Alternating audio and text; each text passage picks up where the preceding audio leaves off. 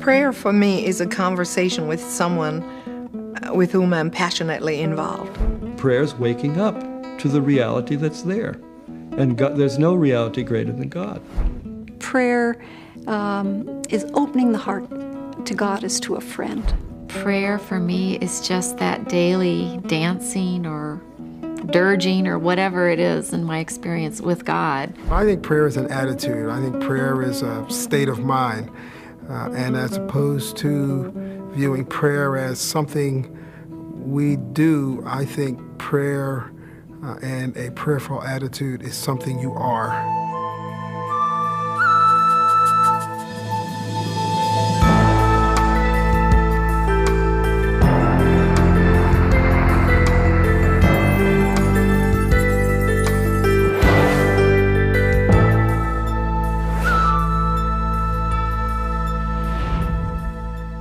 A man goes to his spiritual master and says, I've been trying to faithfully devote a whole hour a day to prayer, but my problem is I've got 3 kids and a demanding job, and there's hardly any time left at the end of the day for my wife. Tell me, what should I do? To which the master replies, pray 2 hours a day. So what is prayer? And why do so many people consider it time well spent?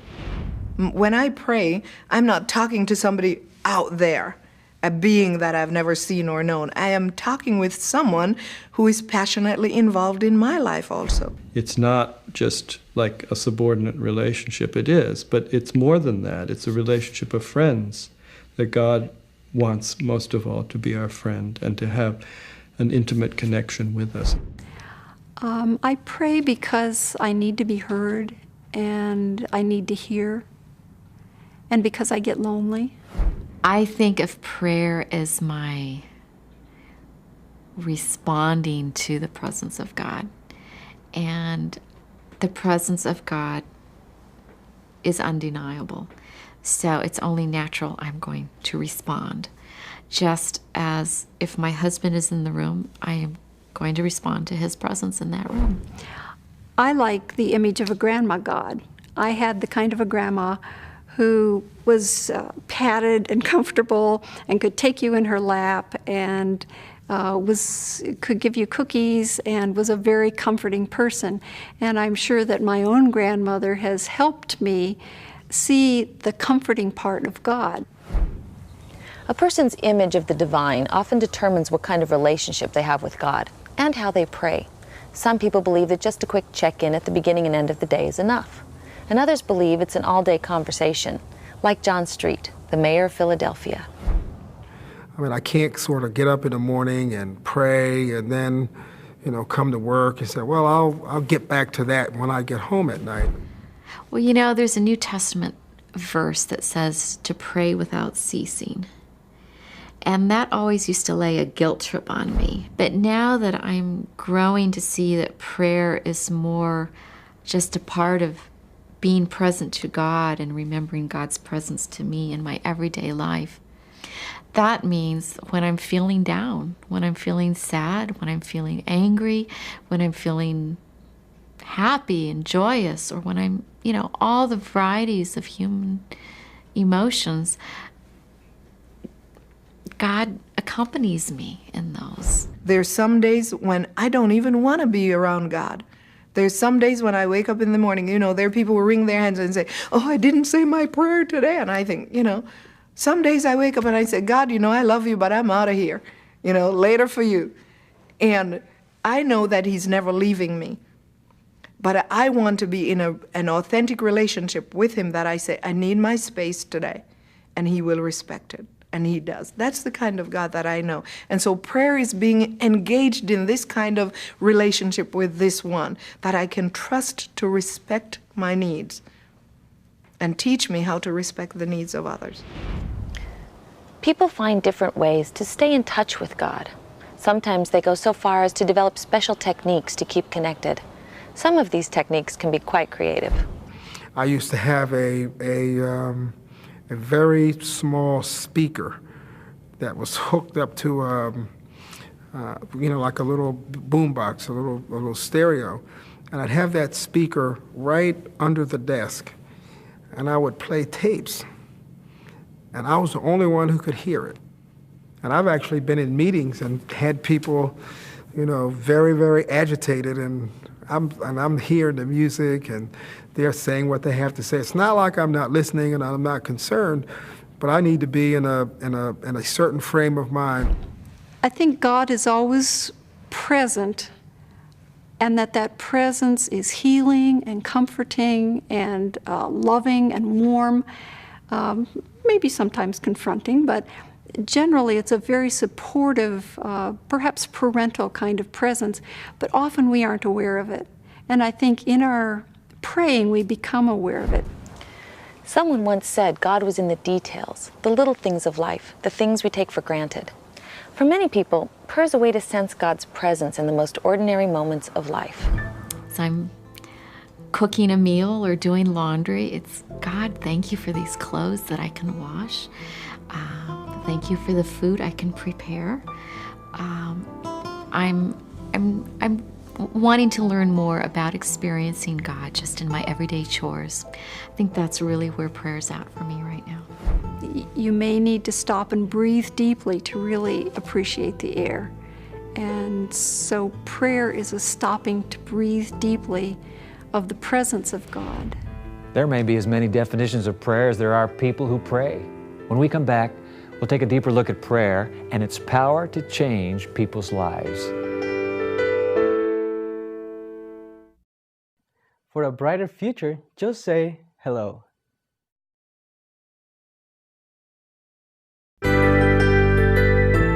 One of my most joyous forms of prayer is to sing.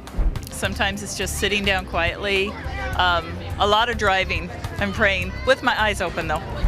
But I'd say when I was a little kid, I definitely prayed in a more paternal, maternal sense. And now I think I pray knowing more of who and what God is for me.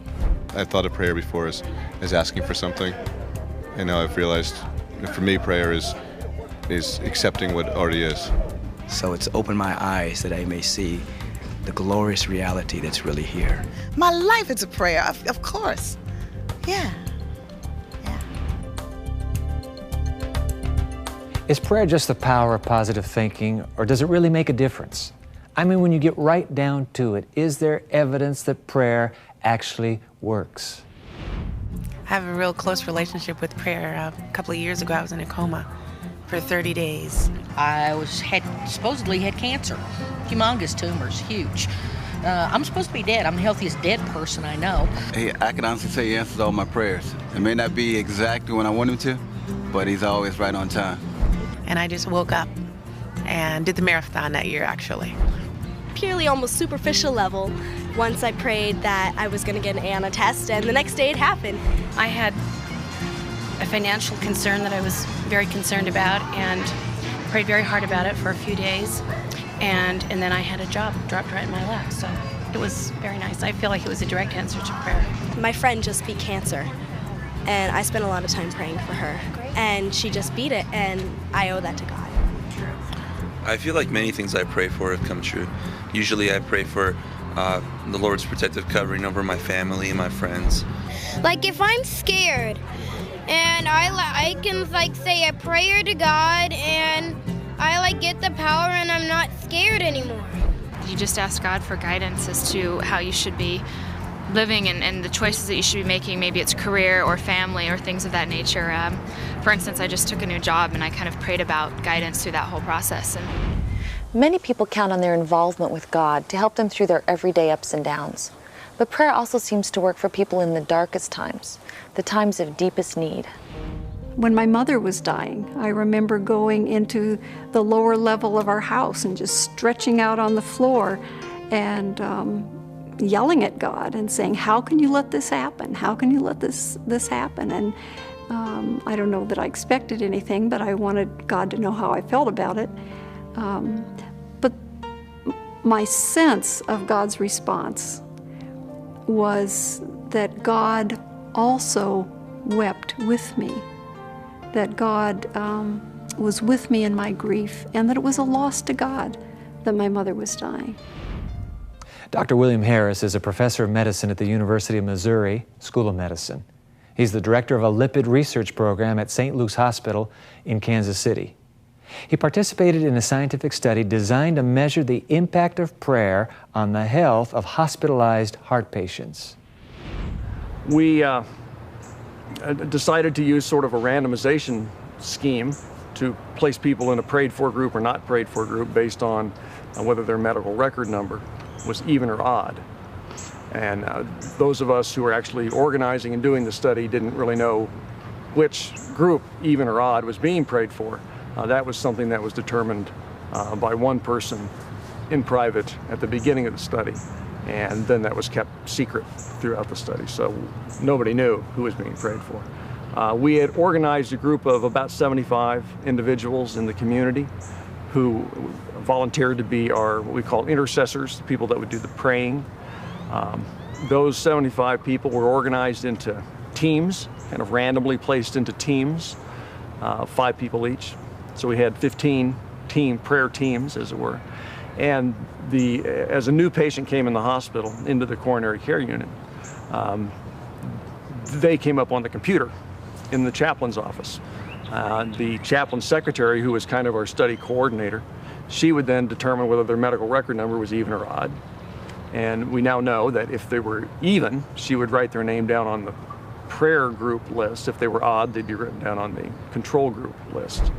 Patients on the prayer group list were prayed for once a day for 28 days. Over time, about 500 people ended up in the control group and about 500 in the prayer group. A patient's progress was tracked by assigning a number value to each complication. The more significant the complication, the higher the number assigned. At the end of the study, the hospital charts between these two groups were compared. Remember, a low number meant the patient did well with few complications. A high number meant they didn't do so well. The numbers were added up and compared. The results were remarkable. We found that the group that had been prayed for had an 11% lower score than the control group. And we did some statistics on that. Basically, we asked the question, what's the chance that this is just a random chance finding? And we found that the chance was about 1 in 25 or so, that this was just a random variation, which really meets and exceeds the standard that we set in biomedical research for statistical significance. Clearly, evidence exists to support the idea that prayer is effective. We'll have more evidence that prayer works when we continue.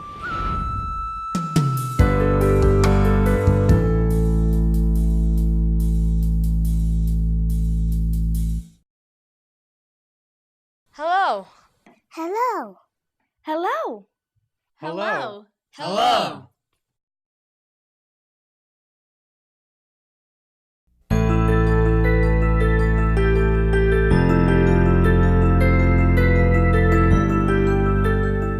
Like William Harris, Larry Dossey is a medical doctor. He's written 8 books, most of which deal with this explosive subject, the healing power of prayer.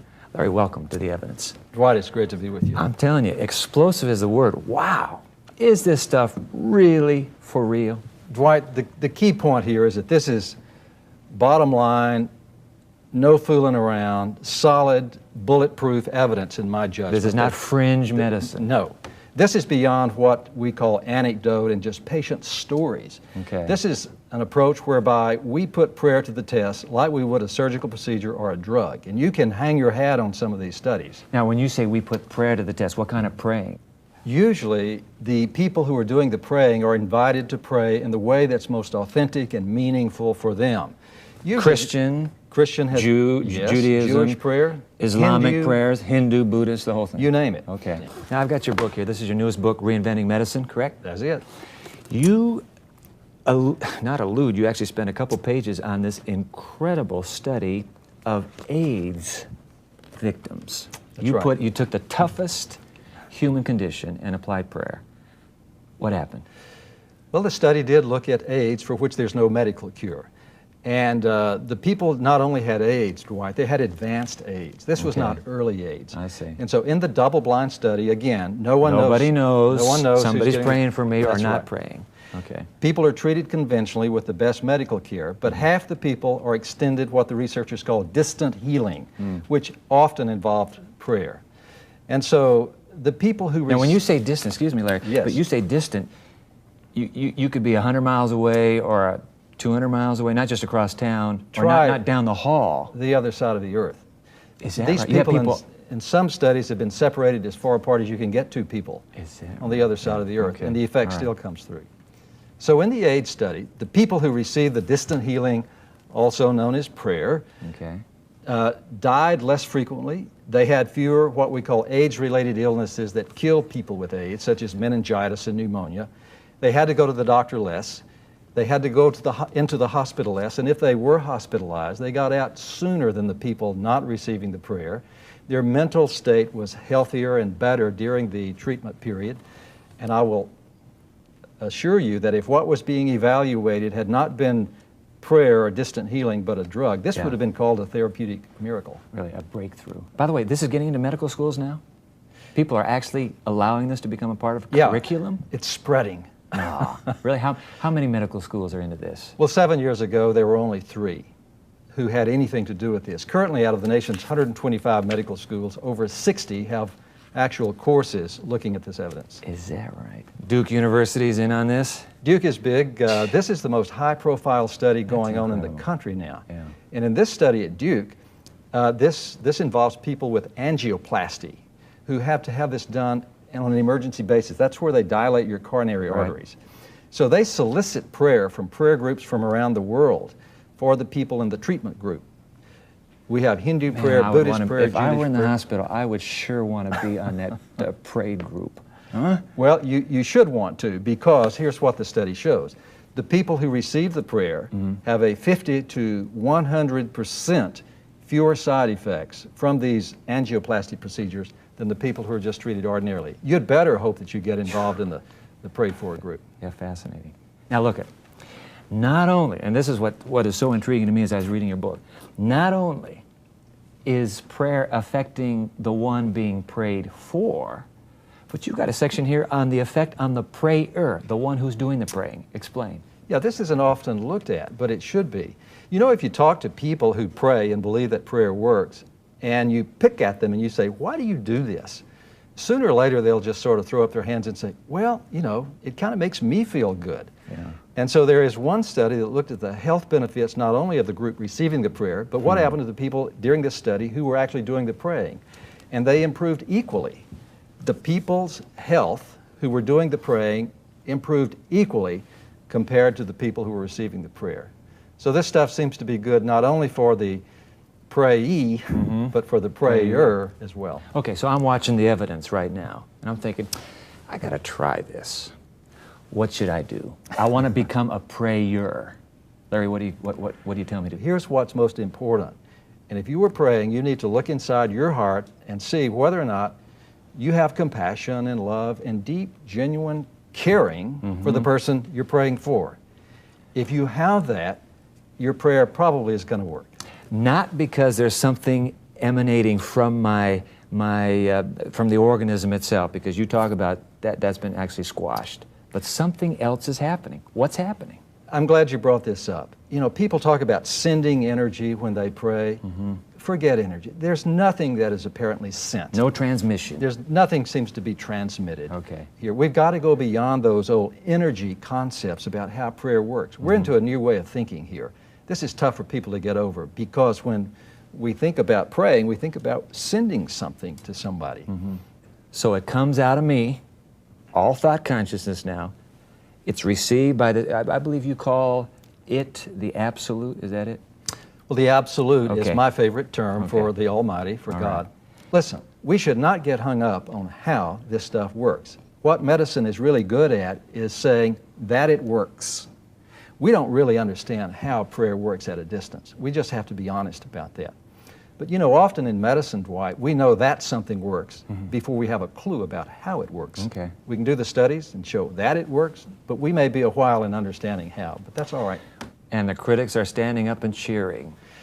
Well, the critics, I was a critic. I came around. Many of the critics have sort of been won over by the evidence. Have they? I must say there's a vocal, small number of cynics and critics who probably will never make the transition, who think this is just absolute heresy and nonsense. But progress will just sort of leave them in the dust. Final question. Yeah. Your own journey.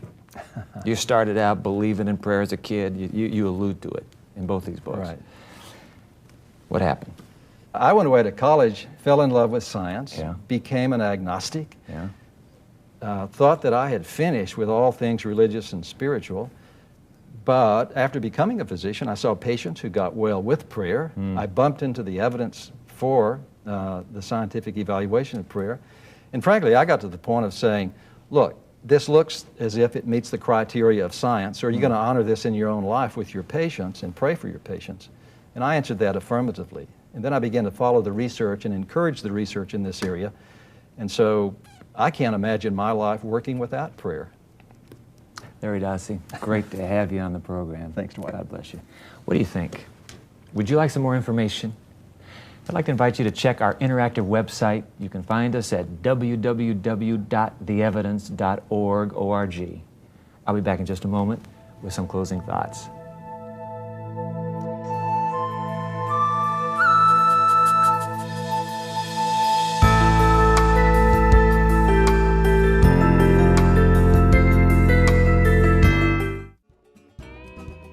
Learning English may be the biggest factor in the jobs you can get and the money you can earn. Hi, I'm Michelle, and I want to tell you about Hello Channel, an exciting new channel that teaches you English as you're watching TV.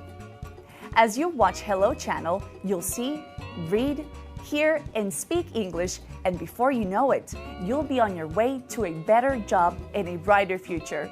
All you have to do is say hello.